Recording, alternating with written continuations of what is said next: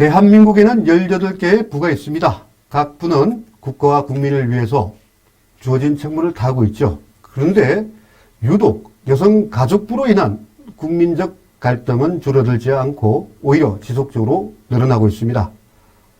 청와대 국민청원 게시판에는 1,500여 개의 여성가족부 폐지 청원이 끊임없이 올라오고 있고, 얼마 전에는 여성가족부 폐지 청원과 그 반대로 존치 및 강화해야 한다는 각각의 청원이 20만 명 이상의 동의를 받았습니다.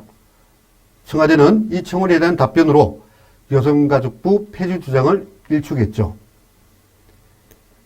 반대로 야권의 국민의힘 이준석 대표를 비롯하여 홍준표, 윤석열, 유승민 후보들은 여성가족부 폐지를 공약으로 내세우고 또 다른 기구를 설치할 것을 공약으로 발표하고 있습니다. 반면 이재명 더불어민주당 대선 후보는 여성가족부 폐지는 없다. 오히려 확대, 재편하여야 한다고 밝혔습니다. 2021년 기준 1조 2,300여 원의 예산으로 여성과 가족, 청소년 업무를 수행하는 여성가족부 폐지 운동을 주도하고 있는 바른여성인권연합의 전혜성 사무총장을 모시고 이 문제에 대해서 한번 토의해 보도록 하겠습니다. 먼저 총장님이 활동하시는 단체 소개를 한번 들어보겠습니다. 네, 저희 단체의 정확한 이름은 바른인권 여성연합이고요. 저희가 설립된 것은 2019년 11월 12일에 설립이 되었습니다. 저희가 우리 단체의 정체성에 대해서 설명을 할 때 항상 말씀드리는 것이 우리는 보수 여성단체, 대한민국 유일의 보수 여성단체라고 이렇게 스스로 정체성을 부여하고 있습니다. 저희 이제 단체가 처음에 이제 결성된 배경을 조금 말씀을 드리고 싶은데요. 사실 이제 대부분 저희 단체 처음 초기 활동하셨던 그런 지금도 여전히 같이 활동하고 계시지만 대부분의 분들은 학부모님들이고 또 어머님들이세요. 이 어머님들이 왜 페미니즘이라는 문제에 대해서 관심을 갖게 되었냐, 그 배경에는 2019년에 발생했던 인원고 사건이 있습니다. 인원고 사건은 이제 많은 분들이 잘 알고 계시겠지만 학교에서 페미니즘에 반대하는 성평화 동아리를 학교 측이 일방적으로 폐쇄한 것에 대해서 학생들이 그 학교 측에 항의를 하고 이러면서 이제 그 학교의 그 인원고 학생들과 또 교사들의 충돌, 또 이것이 보수와 진보의 대립, 또 전교조와의 싸움, 이런 것까지 이렇게 확대된 그런 굉장히 의미 있는 사건이었어요. 근데 저희가 그 인원고 사건을 보면서 학생들이 저렇게 밤을 새서 농성을 하면서까지 이렇게 처절하게 싸워야 되는 이유가 뭘까? 저희 아이들이 말하고 있는 그 페미니즘 강요라는 게 도대체 뭐고, 우리 아이들이 지금 학교에서 어떤 교육을 받고 있길래 정말 저 아이들이 저렇게 강력하게 싸움을 학교를 상대로 하고 있을까? 이런 것에 대해서 저희가 관심을 갖고 그 학교 현장에서 이루어지고 있는 성평등 교육의 문제점들을 발견했어요. 그러고 나니까 이거는 굉장히 심각한 문제구나. 이건 아이들 혼자 해결할 수 있는 문제가 아닐 뿐더러 우리 사회 전반적인 어떤 그 문제들, 특히 이념적인 문제, 정치적인 문제, 그 모든 것들이 이 안에 다 스며들어 있는 굉장히 중요한 아젠다라는 생각이 들었고요. 저희가 굉장히 많은 엄마들이 충격을 받았죠. 왜냐하면 우리 사회가 어떤 부분에서 페미니즘이라는 것, 우리는 그냥 흔히 우리가 알고 있는 페미니즘은 여성 인권을 신장하는 그런 운동이었는데, 지금 페미니즘 운동의 현재가 어디인지, 그리고 그것들이 왜 사회의 문제로 이렇게 대두가 되고 있고 아이들이 그 안에서 고통스럽다고 얘기하고 있는지, 이런 부분들에 관심을 갖게 되었죠. 그래서 그때부터 저희가 이런 어떤 정말 그 사회 각계의 이 분야의 전문가들을 모시고 같이 공부하고 또 연구하고 저희가 계속해서 모임을 가지면서 이런 어떤 지금 극단적인 좀 왜곡된 페미니즘이 만들어내는 사회적인 기현상들, 이것에 대해서 적극적으로 관심을 가지고 이것을 해결하는 그런 부분에 우리가 좀 기여를 해야겠다. 이렇게 해서 처음에 모이게 되었습니다. 네. 그렇군요. 인흥고 네. 문제로 시작을 했고, 네. 당시 또, 우리가 페미니즘이라는 그 단어 자체도 좀 생소했었죠. 학교 그렇죠, 현장에서 어떤 사실. 양성평등이라는 교육이 운영이 되다, 어느 그렇죠. 순간 페미니즘이라는 단어가 생기면서 제가 볼 때는 이때부터 갈등이 좀 시작되지 않았나. 그리고, 갈등 가시화됐죠. 그래, 그렇죠. 네. 그 갈등이 어찌 보면 또, 성별 갈등, 남녀의 갈등으로 또, 그렇죠. 극심하게 치달은 것 같고, 그것이 지금까지 오는 것 같아요. 네네. 아까 보수, 유일한 보수의 여성단체다라고 말씀하셨는데, 네. 혹시 그 여성가족부 폐지를 주장하는 것 중에 네, 하나가 저희가 보수라, 진보 정부의 부수를 없애야 된다. 그런 개념은 그런 이제 어떤 아니죠? 그런 프레임으로 가는 것은 아니고요. 네네. 저희가 봤을 때 왜 저희를 보수적이라고 이렇게 스스로 정체성을 인식을 하냐면 지금 현재 여성 가족부나 그동안 여성 운동, 여권 운동을 해오셨던 분들의 이 정치적인 편향성이 분명히 존재하거든요. 그런데 그것의 균형을 잡기 위해서는 그 반대의 어떤 운동이 있어야겠다. 그렇게 해서 저희는 좀 더 균형감 있고, 저희가 진짜 추구하는 것은 남성과 여성이 정말 그 조화로운 평등 사회, 그리고 모두가 공평하게 기회를 가지는 보편적인 인권이 존중되는 그런 평등 사회를 저희는 지향을 하고, 남녀가 정말 그 화합하고 이런 사회를 만들어 가야 된다라는 의미에서 저희는 스스로 이제 보수적인 정체성을 가지고 있다 이렇게 보고 있습니다. 아이고, 예. 제가 좀 무리한 질문을 했습니다. 아니에요. 죄송합니다. 균형감이라는 네, 말씀이 균형감. 참 예. 와닿습니다. 그러면 네. 여성가족부를 왜 폐지해야 한다고 생각하세요? 왜 그렇게 주장을 하세요? 정확하게는? 예, 저희는 크게 한 그 4가지 정도의 그 포인트를 가지고 여성가족부는 이제 폐지되어야 된다, 혹은 뭐 해체되어야 된다, 이런 주장을 하는데요. 첫 번째가 아까 말씀드렸듯이 정치적인 편향성에 대해서 좀 지적을 하고 싶어요. 그러니까 즉 우리나라 여성 운동이 사실 이제 그 해방 이후 초기 정부에서는 그러니까 좌우의 어떤 대립 없이, 이념적인 대립 없이 정말 그 순수하게 여성의 어떤 인권 향사, 그렇지. 여성의 사회적인 참여를 확대하는 것, 이런 것들에 대한 그 순수한 이제 이념적 대립이 없는 그런 투쟁이었다 그러면, 이제 1980년대에 본격적으로 진보적인 여성 단체들이 우리 사회에 등장을 하게 됩니다. 그 출발이 한국 평우회, 여성 평우회였고요. 그 다음에 이제 한국 여성의 전화라든지, 또 그 이후에 한국 여성단체 연합, 지금 여협이죠. 네. 그런 단체들, 그리고 또 이제 그 이후에 1990년대 들어서 한국 성폭력 연구 상담소, 이런 기관들이 차례로 생겨나면서 이 여성의 이제 여성에 대한 폭력의 문제에 이제 이제 집중을 하면서 그 밑에 그 기저에 가지고 있는 생각들은 우리 사회가 굉장히 남녀 차별적인 그런 가부장적인 사회이고, 그리고 또 여성에 대한 폭력이 만연한 사회라는 어떤 그런 전제를 가지고 그런 문제들을 해결하기 위해서 진보 여성단체들이 앞장서기 시작했어요. 그리고 초기에 그 운동들은 상당히 여성들의 입장에서는 의미가 있고 분명히 필요한 일이었다고 생각을 합니다. 그렇지만 그 이후에 이 여성가족부 같은 경우도 여성단체 활동을 했던 어떤 여성학자들이나 여성인권 운동가들, 이런 분들이 그 리더십을 가지고 있던 분들이 마치 회전문 등용을 하듯이 이렇게 그 여성가족부의 수장을 지내면서 이렇게 계속해서 그 어떤 권력화되고 있었다는 거죠. 예, 그래서 이제 이들이 이제 예를 들어서 지은이 장관이라든지 그 다음에 정영애 지금 현재 여성가족부 장관을 맡고 있는 정영애 씨라든지, 이런 분들이 철저하게 어떤 학연이나 지연으로 똘똘 뭉친 그런 페미니스트들이고 이들이 권력을 쟁취할 수 있는 장이 되어버렸다. 저희는 그렇게 보고 있어요. 예. 그럼 또 두 번째는 뭡니까? 두 번째로 보는 것은 이게 한마디로 말씀을 드렸을 때 저희가 봤을 때는 시대착오적이다 이런 표현을 할 수 있을 것 같아요. 그게 뭐냐면 이 우리나라가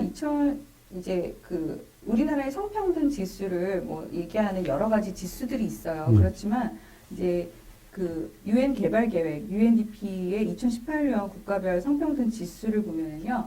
OECD 국가 중에서도 우리나라가 12위를 정도를 차지하고요. 아시아에서는 1위를 차지할 정도로 남녀가 평등한 나라라는 게 입증이 되었어요. 단지 우리나라가 다른 나라보다 조금 뒤떨어져 있는 것은 그 고위직이나 어떤 그 기업의 고위 간부나 이런 분들의 그 비율이 낮다. 이런 부분들은 여전히 있지만 그렇지만 그럼에도 불구하고 우리나라는 굉장히 성평등한 남녀 평등한 국가라는 것이 이런 지수들을 통해서 입증이 되어 있고요. 그렇지만 그럼에도 불구하고 여가부는 계속해서 우리 사회를 바라보는 그 관점 자체가 이제 가부장제를 여전히 운운한다는 거죠. 그래서 사실상 이 가부장제가 성립이 되려면 남성들의 그 권위주의가 모든 영역에서 여전히 있다고 이렇게 여기는 건데 사실 실제하고는 너무 다른 거죠. 특히 이제 젊은 세대가 이것에 대해서 분노하고 하는 이유는 지금 10대, 20대들은 성장 과정에서 남녀가 차별받는다라는 생각을 거의 못하고 자란단 말이에요. 그렇기 때문에 특히 여성들이 내가 여성이기 때문에 어떤 피해를 받다 이런 실질적인 어떤 그런 것들이 와닿지 않는 상태에서 계속해서 여성들을 피해자로 보고 남성은 가해자로 보고 여성은 피해자이기 때문에 소수이기 때문에 약자이기 때문에 계속해서 뭔가를 더 지원을 해줘야 된다라는 것이 오히려 여성 우대 정책, 여성이라는 이유만으로 우대받는 그런 정책으로 보이고 남성들에게는 그것이 차별적인 정책으로 보이고 이런 상태이거든요. 그래요. 말씀하신 같이 시대착오적 정책을 펼치고 있다. 반면에 저는 또 이것이 뭐 정부 혹은 기업 이런 데에서 여성의 어떤 비율을 갖다가 확정했다는 부분은 어떻게 또 긍정적으로 받아들일 수도 있다. 그것이 이제 짧은 기간에 완성되는 것이 아니라 좀 긴 과정을 두고 그 정도 영향력을 갖춘 사람이 그 자리에 갈 수 있을 정도의 어떤 시간이 좀 필요하지 않았냐. 근데 그 중에 또 가장 우선적으로 된 부분이 국회라는 부분이죠. 국회라는 부분은 어차피 이제 전체 지역위원회, 지역협의회 이런 데서 30% 할당을 했죠. 예, 그래서 많은 분야에서도 이렇게 그 비율적인 부분에서 준비될 수 있는 여성, 이제는 좀 됐다고 생각을 해요. 많이 연구하고 공부했던 인력들이 충분히 어떤 CEO를 하든 무엇을 하든 그 자리에 갈 수 있는 영향력을 갖췄다. 근데 이게 되기 전에 갈등이 좀 있었기 때문에 또 여러 가지 부정적 인식도 있지 않나라는 반론 한번 제기해 봅니다. 자, 그러면 세 번째는? 그 다음에 세 번째는 저희가 이제 봤을 때 이념적이라고 보는 거죠. 이념. 네. 왜냐면 여가부가 최근에 그 추진하고 있는 정책들을 보면 그 방향성이라는 게 굉장히 이념적이라는 판단을 하고 있습니다. 이제 올해 초에 제4차 공간가정 기본 계획을 여가부가 발표를 했는데요. 공간가정 기본 계획에는 어떤 내용들이 들어있냐면 기존의 가족이라는 것이 굉장히 정상 가족이라는 이데올로기의 산물이다라고 보고 그 굴레를 벗어나기 위한 어떤 새로운 형태의 다양한 가족들을 우리는 이 사회는 이제 받아들여야 된다라는 논리를 가지고 있는데요. 그것이 사실상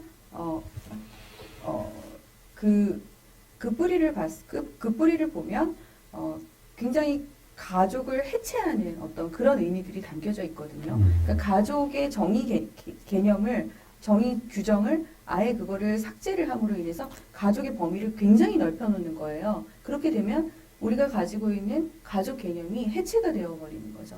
그 가족 개념이 엄마, 아빠, 위로나 할아버지, 할머니, 자식 이런 구성을 가족으로 생각하고 계시고 저 외국 같은 경우는 이제 성을 떠나서 예를 들어서 성을 떠난 가족도 구성이 될 수 있지 않습니까? 네. 매우 조심스러운 말이지만, 그리고 그것들도 입양을 해서 또 가정을 구성할 수 있는, 이제 외국에서는 그런 것이 많이 생기는데, 그 방향이 아닐까요?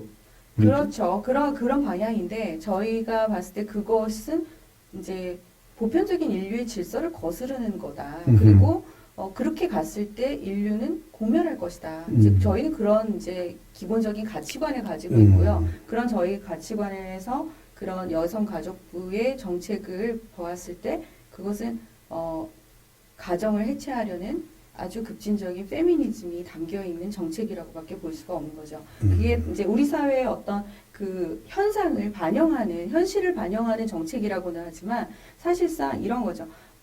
예를 들어서 우리 아이들이 다 이제 커서 성장을 해서 독립을 해서 1인 가구를 꾸릴 수 있지 않습니까? 그렇다고 해서 가족이라는 개념이 바뀌는 것은 아닌데 마치 어떤 1인 가구가 1인 가족인 것처럼 이렇게 혼돈을 불러일으켜서 가족 개념을 굉장히 이렇게 그 아주 개념 자체를 이렇게 깨뜨리는 거죠.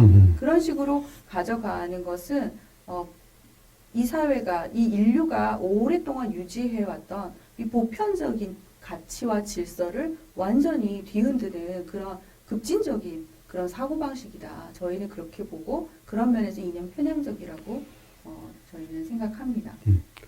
그리고 4차 건강가정 종합계획 수립을 하면 원래 여성가족부 이런 정책을 만들면 5년 단위로 만들죠. 그렇죠. 5년 단위를 만들고 지방자치단체는 그 계획에 따라서 시행을 해야 되죠. 네, 그리고 보고를 하게 돼 있죠. 그렇습니다. 그렇죠. 네네.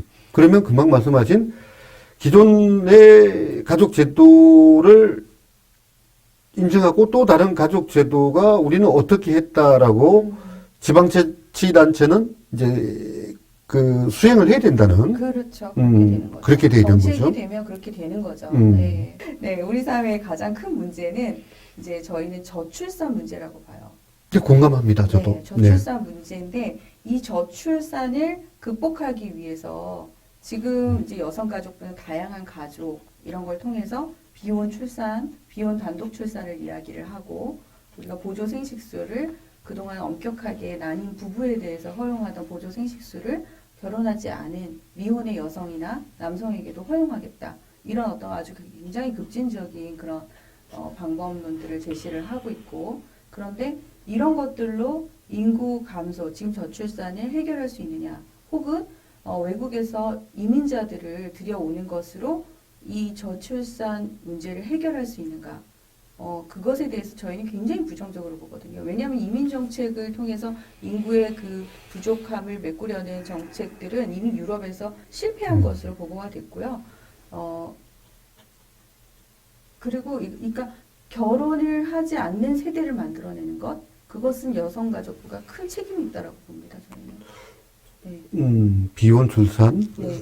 그 일본 출신 사유리 연예인이 비혼 출산해서 이슈화가 됐죠. 네. 마지막 네 네. 번째로 왜 여성가족부를 폐지해야 됩니까? 여성가족부는 원래 이제 여성위원회라는 게 있었어요. 저희 나라에, 우리나라에. 그리고 이 여성위원회가 발전해서 이제 여성부로 갔다가 여성가족부가 됐는데요. 그렇죠. 이 여성부라는 것은 사실은 고유하게 여성의 어떤 인권의 문제, 여성의 권익의 문제, 양성 평등의 문제에 집중해서 이제 만들어진 부처인데요.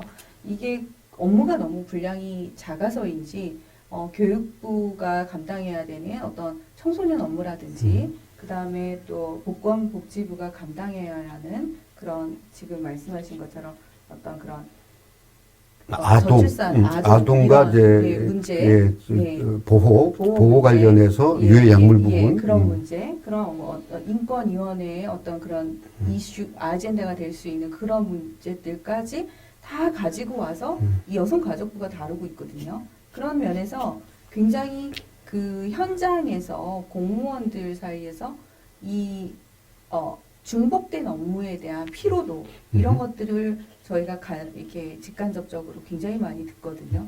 그래서 이러한 부분들이 국민의 세금을 내서 국민의 세금으로 운영되는 이 정부 부처의 행정력이라든지 이런 국민 세금의 혈세의 낭비가 있다. 그러니까 행정력과 혈세의 낭비가 있다. 저희는 그런 면에서 여성가족부가 해체되어야 된다. 이렇게 생각을 합니다. 지금까지도 제가 주장하는 부분이 그래요. 여성가족부가 아니라 여성가족청소년부가 돼야 된다라고 해서 지난 회기에 네. 국회에 여성가족위원장 그리고 양당 간사가 있는 데에서 제가 좀 말씀을 드렸습니다. 여성가족청소년부로 부서명을 바꿔달라라고 했더니 굉장히 긍정적으로 받아들이면서 잘 될 것 같습니다라고 하더라고요. 예. 지금까지 안 되고 있습니다. 당시 상임위원장이셨던 의원님, 네. 제 말 거짓말 아니죠? 녹취록 한번 살펴보십시오. 저는 굉장히 기대가 컸어요. 예. 그래서 우리 청소년이라는 국민, 예. 또 이제 하나의 부서명으로 들어가서 그렇게 되면 또 더 많은 활동을 할 수 있을 거다 생각했는데 안 됐습니다. 자, 그러면 네 가지를 말씀하셨는데 단체 활동이 네 가지에 중점을 두고 하다 보니 그런 세대에서 지지를 받는다라고 네. 판단하고 계시는데 G7 국가 중에 여성가족부, 우리나라의 여성가족부 개념의 부서를 가진 나라가 두 군데가 있더라고요. 네네. 독일과 캐나다가 예. 돼 있고, 다른 나라들은 전담 부서는 없지만 장관은 두고 네, 그런 그런 말입니다. 식으로 예. 네. 그러면 여성가족부를 폐지하게 된다면 대안이 있어야 될 거라 생각해요.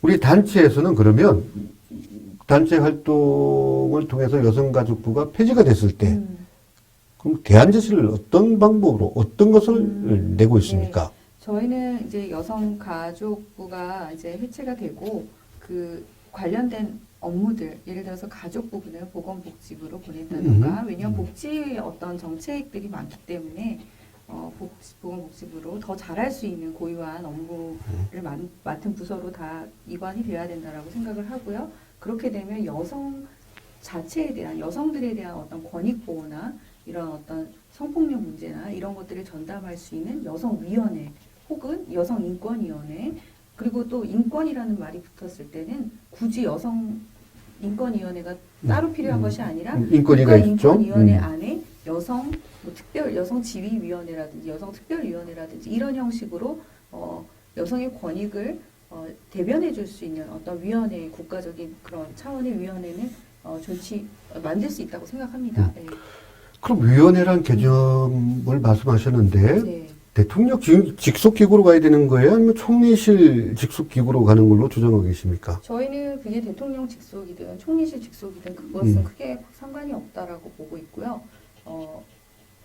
뭐 총리실 밑으로 가도 충분하지 않을까 그렇게 생각을 하고 있습니다. 과거에 국가청소년위원회가 총리실에 있으면서 상당한 네. 여러 가지 권한을 가지고 활동을 많이 네. 했었죠. 네. 그리고 각 부처 간의 협업도 잘 됐고 네. 또 부와 또 총리실과 대통령실의 또 네. 위상은 달라지잖아요. 그렇죠. 오히려 그러면 여성위원회 어떤 네. 뭐 명칭이 어떻게 바뀌든 네. 그 위원회가 대통령 직속기구나 총리실로 네. 이관이 가야 되고 청소년 업무나 여러 가지 이제 가족적 업무는 교육부나 이런 문화부 네. 과거같이 네. 문화체육부나 네. 복지부로 이관돼야 된다. 네. 네. 그리고 이제 전문성을 가져라. 네. 라는 말씀이시죠? 그렇죠. 여러 가지 하지 그렇습니다. 말고 네. 그 어떤 보도를 보니까 제 개인 의견이 아닙니다. 네. 보도를 보니까 여성가족부는 왜 모든 부처의 업무에 발을 얹고 있냐라고 네. 하는데 여기에 대한 부분은 어떻게 생각하세요? 저희도 그렇게 보고 있고요.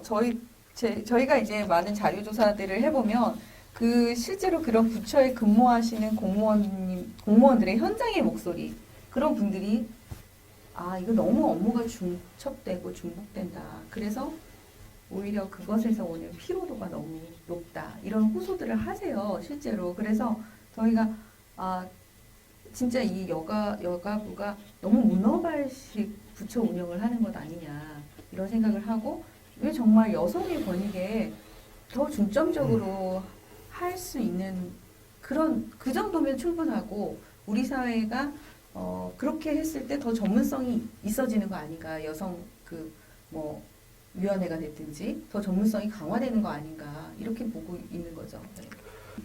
국회 상임위에 여성가족위가 있죠. 예, 예. 근데 여성가족위는 견인보직이죠. 예. 그렇죠. 1조 2천억이라는 수는 1조 2천억 이상을 쓰고 청소년과 가족과 권익과 이 업무를 하는데 국회의원들이 그걸 견임을 하고 있어요. 네. 상임위 하나만 하더라도 정말 힘들고 네. 그 부처에 대한 예산권이나 정책 여러 가지를 법도 개정도 해야 되는 국회가 한 의원이 견임을 하게 되니까 국회에서도 전문성이 떨어진다는 거죠. 예, 저는 그 맞습니다. 부분을 매우 안타깝게 생각하는 것이 국정감사 기간에도 여성가족부 국정감사는 그 기간 내에 빠져 있어요. 네. 올해는 아마 청와대 경호실 26일 날 했나요? 잘 기억은 안 나는데 경호실과 함께 처 네. 개념으로 국감을 하죠. 네. 이것이 유율배반적이라고 저는 생각을 하는 거예요. 네. 정말 중요한 부서인데 정말 중요한 부서라고 생각을 하게 된다면 상임위도 견임을 하면 안 되죠. 국회의원이 그렇죠. 어떻게 두 가지 위원회를 합니까? 하나만 해도 코피가 날 정도로 열심히 그 부처를 파악하고 그 부처의 정책을 지원하고 때로는 관리 감독도 감시도 해야 되고 그죠? 예, 맞습니다. 법도 만들어야 되는데 지금까지 제가 만나봤던 여성가족위원회 국회의원들은 다들 열심히 하지만 본인의 주 상임위만 더 열심히 한다는 모습을 봤습니다. 네. 또- 여성가족부 자체가 제가 봤을 때는 하이브리드 같은 존재다. 그래서 이게 굉장히 힘들 것 같아요. 여성가족부를 이렇게 가족위원회를 하시는 이 의원님들도요. 이쪽의 여성의 입장에서 봤을 때, 여성의 권익의 입장에서 봤을 때, 또 가족이라는 어떤 그 정책적인 문제를 봤을 때, 여기서 오는 어떤 그 통일성 없는 그런 갭들, 이런 것들에 대해서 되게 고민이 많을 것 같고요. 굉장히 어려우실 것 같아요. 그렇죠. 보좌진도 예를 들어서 보건복지부이다 하면 네. 보건복지부에 대한 부분만 업무를 해야 되는데 네. 그 중에 반은 여가위를 여성가족부를 담당을 하게 되잖아요. 네. 그러니까 중요한 거라면 여성가족위를 견임으로 하는 국회의원들은 보좌진들은 한 2배로 늘려야 되지 않습니까? 그래야 더 네, 만약 일을 제대로 하려면 이제 그렇게 해야 되겠죠. 뭐 저희끼리는 네. 무슨 소리를 못 하겠습니까? 네. 자, 그러면 네. 여성가족부 폐지에 대한 정당성을 주장하셨는데 네. 그럼 어떤 활동을 하고 계세요? 저희는 그동안은 사실은 한 2년 정도 국민들에게 이 여성가족부의 문제라기보다는 사실은 어떤 그 급진 페미니즘이 우리 사회에 이렇게 끼치는 영향에 대해서 많은 어떤 세미나, 토론회 이런 것들을 많이 열었고요. 그러다 보니 그런 것들을 하다 보니까 여성가족부를 우리가 다루지 않을 수가 없었고 여성가족부와 그 급진 페미니즘의 어떤 그런 연관성 이런 것에 주목하게 됐고 그런 것을 재조명하면서 여성가족부의 업무에 분명히 뭔가 복잡한 것이 있다. 이 부분을 정리하는 것이 국가가 바르게 정책적으로 가고 또 부처로서의 그 어떤 역할을 잘 조정해서 국가의 어떤 행정력을 효율적으로 운영하는 방향이 아닐까. 이제 그런 생각까지 저희가 하게 된 거예요. 그래서 저희는 그동안 그런 어떤 정책이나 그러니까 그런 정책들에 대한 연구 또 학문적인 이론적인 연구 그런 것을 가지고 세미나를 하고 또 토론회도 하고 책도 만들고 그리고 이제 최근에 이제 저희가 해왔던 것들은 피켓팅도 이제 하고 있고요. 그리고 예를 들어서 여가부에서 올해 초에 작년이었죠. 작년에 나다움 책장이라는 그 어린이 사업을 했었어요. 그 어린이 동화책 사업을 했었는데요. 그때도 이제 우리 반인권 여성연합과 또 많은 학부모 단체들이 길거리에 나가서 기자회견도 하고 피켓팅도 하고 이렇게 해서 많은 시민들이 이 문제를 좀 공감할 수 있도록 알리는 작업들을 많이 했습니다. 네. 여성가족부 장관이나 차관 혹은 고위 공무원들과 이런 문제에 대해서 논의를 한번 해보셨나요? 미팅을 해봤다든가? 저희가 직접 만나본 적은 없어요. 그러니까 네, 저희가 직접 만나본 적은 없고요. 국회의원님들을 통해서 어떤 그 여성가족부의 이런 모순들 이런 것에 대해서 좀 질의를 요청한 적들은 있었죠. 예. 제가 얼마 전 인터넷을 보니 그 피켓팅, 네, 네. 피켓팅 하는 모습을 네. 봤어요. 네. 그것이 많이 퍼져 있더라고요. 네. 네. 그 피켓팅의 효과가 있던가요? 글쎄, 저희도 뭐 이제 그 가시적인 어떤 효과라기보다는요, 저희도 잘 이렇게 몰랐는데 젊은 남성들이 굉장히 많이 지지를 해주더라고요. 그 피켓팅에 대한 기사가 나가고 나서 아 정말 여성 단체 중에 이렇게 정신이 바르게 박힌 여성 단체가 있구나. 이렇게 좀 균형적인 또 보편적인 사고, 사식적인 사고를 할 수 있는 여성 단체가 있구나. 그러면서 뭐 이제 그런 반응들이 있었어요. 그래서 굉장히 저희의 그 활동을 지지해주고 이런 그런 반향들이 있었습니다. 그러면 금방 말씀하신 것 같이 젊은 남성들의 지지가 많았다. 네. 그럼 여성분들은 지지를 아까 학부모님들 빼고 네. 뜻을 같이 하는 학부모님들 빼고 네. 혹시 뭐 특별히 지지하는 층이나 네. 표현이 좀 그런가요? 세력. 세력. 네, 세력까지는 있나요? 아니고요. 저희가 아주 그렇게 뭐 거대한 세력은 네. 없고요. 네. 그런 건 아니지만, 이제 사실은 젊은 여성들이 최근에 그러니까 우리 아이들이 배우는 그 교육 내용, 학교에서 배우는 공교육 내용에 특히 이제 2017년, 18년부터 페미니즘 교육이 의무화가 됐어요. 그러면서 아예 그냥 연간 15시간 이상을 페미니즘 교육을 받게 되어 있어요. 근데 그 페미니즘 교육을 한다라고 하면 부모님들도 거부감이 들고 학생들도 이게 뭔지 모르지만 좀 거부감이 들 수가 있는데 어떤 식으로 그 교육을 실시를 하냐면 성평등 교육, 디지털 성폭력 예방 교육 뭐 이런 식으로 이렇게 학교에서 교육이 되기 때문에 사실은 그게 페미니즘 교육인지 모르는 채로 그 어떤 사상적인 그런 영향을 받게 되는 거예요. 근데 사실 이런 교육들이 오랫동안